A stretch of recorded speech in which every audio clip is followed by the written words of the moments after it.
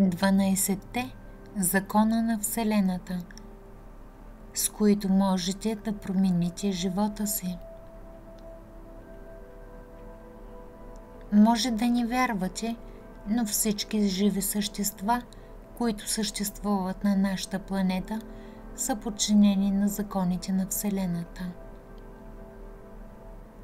И вие не правите изключение. Без значение е дали знаете за тях или не, но те продължават да действат през целия ви живот. Вселенските закони са заключени във Вселенската памет.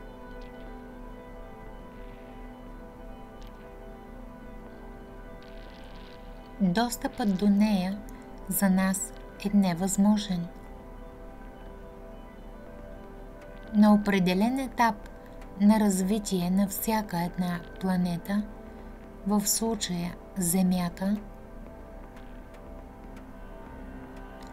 те започват да достигат до нея в онази част, в която разумът на планетата е готов да ги разбере и да ги следва.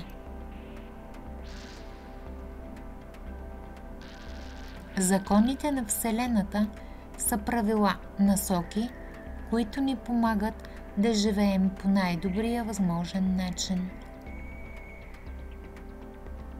С тях ние осъзнаваме, че сме част от едно цяло и трябва да търсим хармонията, за да сме щастливи и пълноценни.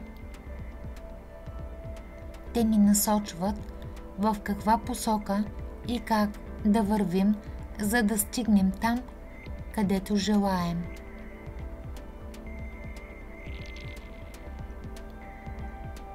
В това видео ви представяме закон за компенсацията или още известен закон за възнаграждението. Това е 8-я закон на Вселената, с който можете да промените живота си. Законът за компенсацията е пряко свързан с закона за привличането и закона за причината и следствието. Основното мото в разбирането на закона за компенсацията е каквото посееш, това ще пожънеш.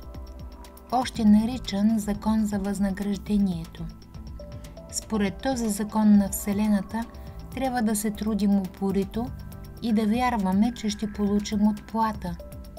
Тя може да не е финансова, а емоционална или енергийна.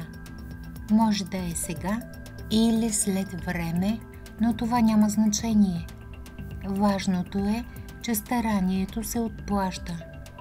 Отговорността за сътворяването на нашето бъдеще се корени в нещата, които правим. Казваме, мислим и вярваме в настоящия момент. Но тук се има и още нещо важно предвид.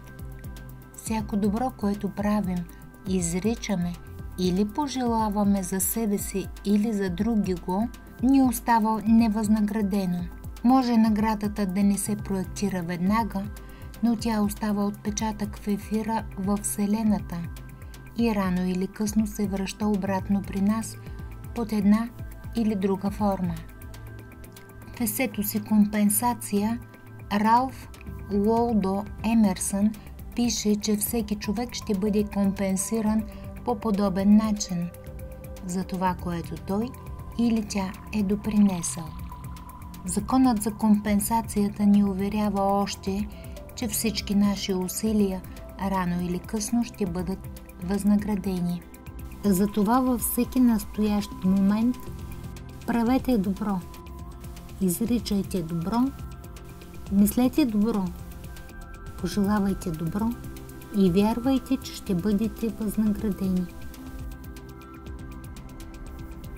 Бъдете благодарни на Вселената и тя ще ви отвърне със своята щедрост.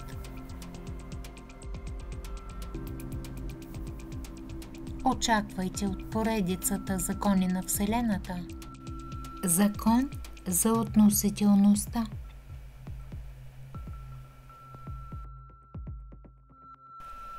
Закон за полярността.